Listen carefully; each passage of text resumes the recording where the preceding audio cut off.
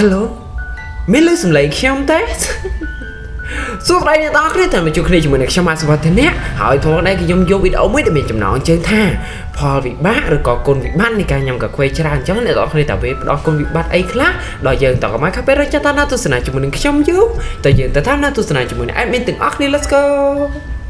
ដល់ខ្វះវីដេអូដំបូងក៏គេបាននិយាយថានៅពេលដែលយើងញ៉ាំកាហ្វេច្រើនពេកទៅគឺវានឹងធ្វើឲ្យសាច់ដុំរបស់យើងចុះខ្សោយអញនិយាយបានថាសាច់ដុំរបស់យើងជ្រេអញ្ចឹងអ្នកទាំងអស់គ្នានៅពេលដែលយើងមានសាច់ដុំណាអញនិយាយបានថានៅពេលយើងមានសាច់ដុំគឺសាច់ដុំអ្នកខ្លះគឺរឹងអីចេះចុះហើយដល់ពេលយើងញ៉ាំកាហ្វេអីច្រើនទៅគឺសាច់ដុំរបស់យើងគឺរឹងជ្រេទន់ល្វីអីអញ្ចឹងនេះទន់ដូចសាច់ក្រោមចេះចុះ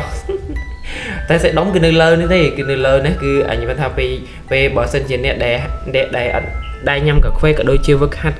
រាងកាយអីចឹងទៅសាច់ដុំរបស់គេរឹងមាំតែបើសិនជាយើងញ៉ាំកាហ្វេច្រើនដល់កម្រិតគឺសាច់ដុំរបស់យើងគឺវានឹងជ្រេដូចសាច់ក្រោមខាងនេះនឹងឯងគឺវាប៉ះទៅទន់អញ្ចឹងអ្នកទាំងគ្នាអញនិយាយថាសាច់ដុំរបស់យើងគឺវាចុះខ្សោយតែម្ដងមិនថាសាច់ដុំជើងសាច់ដុំដៃអីទេឲ្យតែសាច់ដុំគឺវាចាប់ដើមចុះខ្សោយណាងាកទៅកាន់ចំណុចមួយទៀតវិញនៅពេលដែលយើងញ៉ាំកាហ្វេច្រើនទៅគឺវាប៉ះពាល់ទៅដល់ការឡើងសម្ពាធឈាមអញ្ចឹងអ្នកទាំងគ្នាគឺសម្ពាធឈាមរបស់យើងឡើងខុសពីធម្មតាធ្វើឲ្យវាមានជំងឺដូចជាគាំងបេះដូងដូចជំងឺផ្សេងអញ្ចឹងអ្នកទាំងអស់គ្នាហើយដោយសារតែសរសៃឈាមរបស់យើងនឹងគឺវាមានបញ្ហាក៏ដូចជាឈាមនឹងគឺវារត់ខុសរត់អីអញ្ចឹងទៅគឺវាពាក់ព័ន្ធនឹងឈាមនឹងរត់អត់ត្រូវក្បួនវាអញ្ចឹងអ្នកទាំងអស់គ្នាដូចជារត់នៅកន្លែងខួរក្បាលរត់នៅកន្លែងបេះដូងអីអញ្ចឹងទៅគឺវាខុសប្រក្រតីហើយនេះហើយគឺធ្វើឲ្យយើងមានអាការៈដូចជាគាំងបេះដូងឬក៏អាការៈផ្សេងអីទៀតអញ្ចឹងចុះតែអាការៈដែលធំជាងគេអ្នកទាំងអស់គ្នាគឺគាំងបេះដូងនឹងឯងនៅអញនិយាយថាយើងអាចឆ្អិតអាចឆុកអីអញ្ចឹងអ្នកទាំងអស់គ្នាដូចជាព័ត៌មានថ្ងៃមុនផងដែរអ្នកទាំងអស់គ្នាគឺគាត់បានញ៉ាំកាហ្វេហើយគាត់ក៏រត់ទៅហាត់ប្រាណតែគ្មានទេ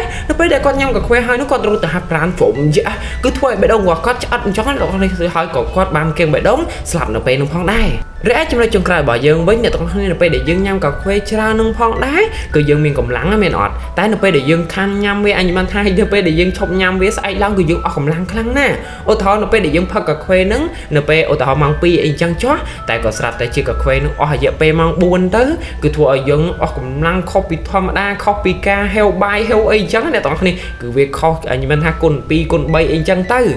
ឬអាចចំណុចចុងក្រោយវិញអ្នកទាំងអស់គ្នានៅពេលដែលយើងញ៉ាំកាហ្វេហ្នឹងធ្វើឲ្យអ្នកទាំងអស់គ្នាមានកម្លាំងមិនដំបូងអញ្ចឹងអ្នកទាំងអស់គ្នាតែគ្មានទេនៅពេលដែលអ្នកទាំងអស់គ្នាអស់ជាតិកាហ្វេហ្នឹងពីខ្លួនហើយចុំយ៉ាគឺវាធ្វើឲ្យអ្នកទាំងអស់គ្នាលះលហើយអញបានថាអស់កម្លាំងខុសពីធម្មតាខុសពីអ្វីដែលអ្នកទាំងអស់គ្នាធ្លាប់អស់កម្លាំងអីអញ្ចឹងទៅដូចឧទាហរណ៍បើសិនជាអ្នកទាំងអស់គ្នាហេវបាយអញ្ចឹងអ្នកទាំងអស់គ្នានៅពេលដែលយើងហេវបាយគឺយើងអាចញ៉ាំបាយយើងអាចមានកម្លាំងមានអីនៅដើរទៅញ៉ាំបាយញ៉ាំអីធម្មតាទេតែបើសិនជាយើងអស់អាជាតិកាហ្វេនៅក្នុងខ្លួនហ្នឹងអ្នកទាំងអស់គ្នាធ្វើឲ្យអ្នកទាំងអស់គ្នាលះលៃខ្លាំងមែនទែនសូម្បីតែក្រោកទៅញ៉ាំបាយហ្នឹងក៏មិនសូវមានកម្លាំងដែរនិយាយរួមទៅគឺវាខុសពីធម្មតាណាអូខេថ្ងៃនេះខ្ញុំបាទសវណ្ណាក៏មានតែប៉ុណ្្នឹងទេជូនពរអ្នកទាំងអស់គ្នាសុខភាពល្អនិងជាសរសើរទ្រង់មេដាបេដាពីខ្ញុំសវណ្ណាបាយបាយ